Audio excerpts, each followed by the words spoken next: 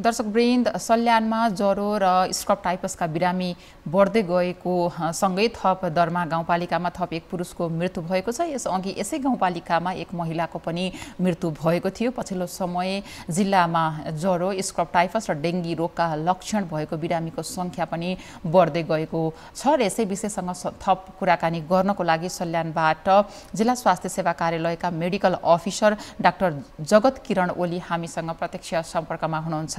स्वागत छ यहाँलाई कार्यक्रममा। हजुर हजुर नमस्ते।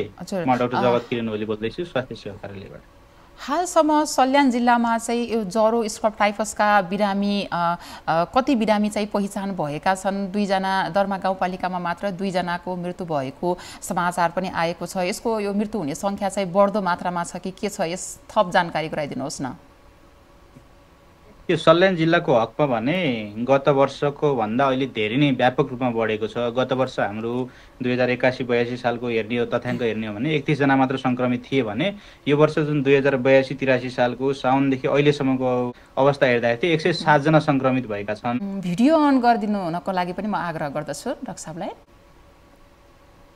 हजुर निरन्तर गर्न सक्नुहुन्छ। कुरा गर्नु पर्दाखेरि हाम्रो शारदा नगरपालिकामा अलिकति बढी नै सङ्क्रमित छ। यसमा चाहिँ 36 जना सङ्ख्या चाहिँ शारदा नगरपालिकामा मात्र छ भने त्यसपछि बागचौर नगरपालिकामा 33 जना सङ्क्रमित रहेका छन्। पछिल्लो समय जिल्लामा यो बिरामीको सङ्ख्या चाहिँ बढेको हो कि अथवा जिल्लाका कुन कुन क्षेत्र चाहिँ बढी प्रभावित भएका छन् त? यो पछिल्लो समयमा यो स्क्रब टाइफसको बिरामीको सङ्ख्या उल्लेख्य रूपमा बढेको नै छ यसमा। र हामीले स्क्रब टाइफसको जुन स्क्रिनिङ गर्न हामीले तिहारभन्दा अघिल्लो 2वटा पालिकामा चाहिँ हामीले स्क्रिनिङ गरेका थियौँ। एउटा चाहिँ छत्रेश्वरी गाउँपालिका, एउटा बागचौर नगरपालिकामा। त्यहाँ पनि स्क्रिनिङ गर्दाखेरि बागचौरमा 33 जनामध्ये 10 जनालाई चाहिँ स्क्रब टाइफस भएको पुष्टि भएको छ भने छत्रेश्वरी गाउँपालिकामा 37 जनामा 8 जनालाई स्क्रब टाइफस भएको पुष्टि भएको छ। तर त्यो चाहिँ सामान्य खालको स्क्रब टाइफस छ, जटिल खालको चाहिँ त्यहाँ चाहिँ पुष्टि भएको थिएन। तर अब ओभरअल हेर्दाखेरि यो आर्थिक वर्षमा 107 जना चाहिँ सङ्क्रमित भएको रेकर्ड हामीसँग छ। अब स्क्रब टाइफस चाहिँ फैलनुको कारण के हो? यो कसरी फैलन्छ? यसमा पनि थप जानकारी गराइदिनुहोस् न।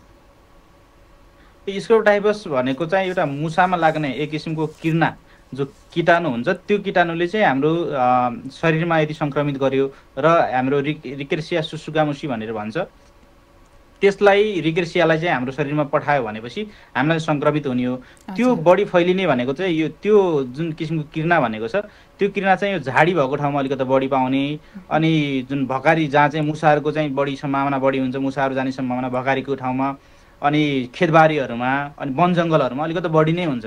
र जब मान्छे जुन खेतबारीको धानसान काट्ने समय हुन्छ, अब त्यस्तो समयमा जब मान्छेले चाहिँ पूर्ण रूपले फुल स्लिभ्स भएको कपडाहरू लाउँदैन, बुटहरू लाउँदैन, त्यस्तोमा चाहिँ त्यो सङ्क्रमित किराले चाहिँ हामीलाई टोक्ने सम्भावना बढी भयो। अनि सँगसँगै मान्छेहरू यत्तिकै पनि घाँसहरूमा, घाँसे मैदानमा राम्रो छ भनेर ज्यापै सुत्दिने बानी हुन्छ। अब त्यस्तो अवस्थामा पनि त्यो घाँसमा बसिरहेको हुन्छ त्यो किराहरू, अनि त्यसले ठ्याक्क टोक्ने भयो अनि सर्ने भयो। मान्छेबाट एक मान्छेमा अर्को मान्छेमा चाहिँ सर्ने चाहिँ होइन यो, तर त्यो किर्ना जुन सङ्क्रमित किर्ना हुन्छ उसले टोक्यो भने चाहिँ सर्ने हुन्छ।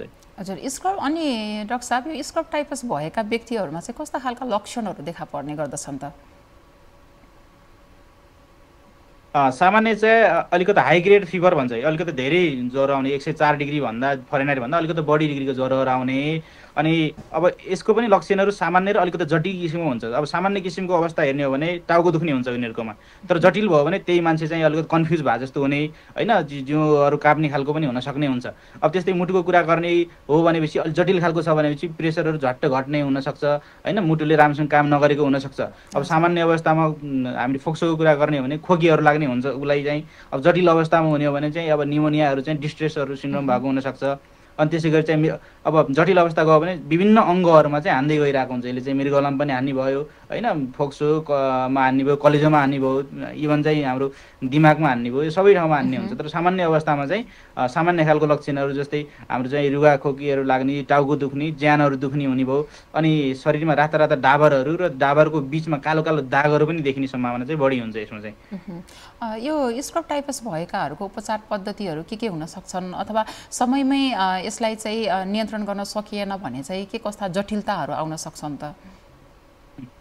स्क्रोटाइपसको डिफिनेटिभ ट्रिटमेन्ट भनेको हामीले एन्टिबायोटिक चाहिँ चलाउनु पर्छ। डक्सिसाइक्लिन भन्ने एन्टिबायोटिक हुन्छ, त्यो चाहिँ हामीले समयमै चलाउन सक्यो भने चाहिँ धेरै बिरामीहरू चाहिँ सामान्य अवस्थाबाट नर्मलमै नै जान्छन्। र अरू भनेको हामीले चाहिँ लक्षणअनुसार नै हामीले उपचार गर्छौँ, तर डक्सिसाइक्लिन चाहिँ चलाउनै पर्ने हुन्छ। र इनकेस हामीले चाहिँ टाइममा उपचार गर्न सकिएन, अर्थात् त्यो पहिचान नै अलिकति ढिलो भयो भने त्यो अलिकति जटिल अवस्थामा गइसकेको हुन्छ। अब जटिल अवस्थामा चाहिँ शरीरका विभिन्न अङ्गहरूमा चाहिँ सङ्क्रमण भएर तपाईँको दिमागमा, मुटुमा, फोक्सोमा, कलेजोमा, मृगौलामा अनि शरीरको जुन रगतको प्रणालीहरू छ त्यो सबैमा सङ्क्रमण भएर इभन मान्छेको ज्यान पनि जाने सम्भावना बढी नै हुन्छ र भएको पनि छ। हजुर, अब अहिले चाहिँ यो जिल्ला स्वास्थ्य सेवा कार्यालयमा यो स्क्रब टाइफस यदि भइहाल्यो भने त्यहाँ औषधिको उपलब्धता चाहिँ के कस्तो छ, यसमा पनि थप प्रश्न पाइदिनुहोस् न।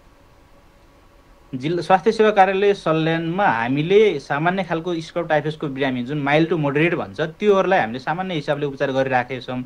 डक्सिसाइक्लिन हाम्रोमा पर्याप्त मात्रामा एभाइलेबल नै छ, त्यसमा समस्या भएन। तर कतिपय अवस्थामा जटिल अवस्थाको बिरामीहरू जसलाई चाहिँ आइसियुमै राखेर उपचार गर्नुपर्ने हुन्छ, त्यस्तो अवस्थाको बिरामीलाई हामीले यहाँबाट रिफर गरेर नेपालगञ्ज पठाउने गरेको छौँ। हजुर, अब यो रोग नियन्त्रणका लागि स्वास्थ्य सेवा कार्यालयले चाहिँ यसको नियन्त्रणको लागि के कार्य गर्दै आइरहेको छ त?